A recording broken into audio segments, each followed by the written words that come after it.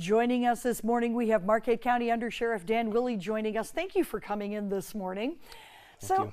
It's trick or treat time. Halloween is today, and a lot of people are out there already wondering about what's going on tonight.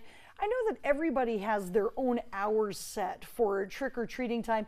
As a police law enforcement officer, what do you guys kind of like to keep an eye on as far as a good guide for parents about when kids should go out to do trick or treating?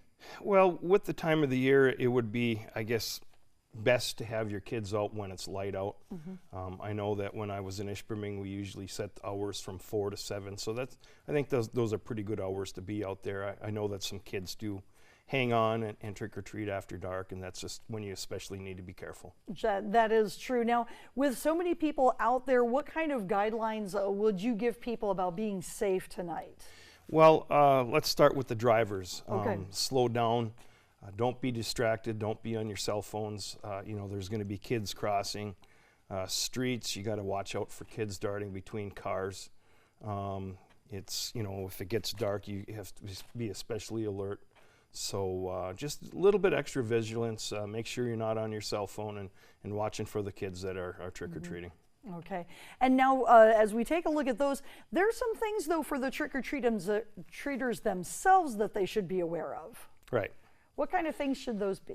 So the younger kids should always go with a responsible adult or a parent. The older kids going alone, they should let their parents know where they're going to go, general area where they're going to be, when they're going to be back. Trick-or-treat in groups, stay in groups, stick to the areas that are familiar with them. And for the kids going alone too, it's always a good idea to carry a cell phone with them.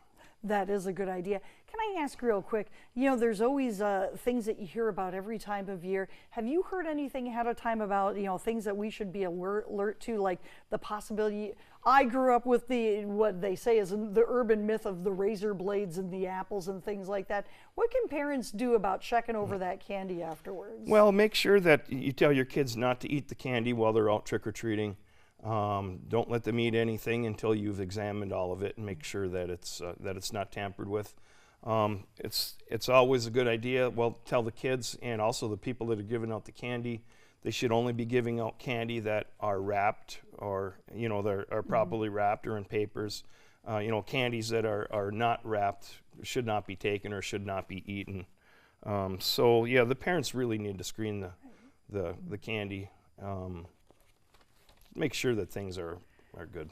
We're looking forward to a great trick-or-treat again. I want to thank you so much for joining us this morning, sharing some of these tips with us.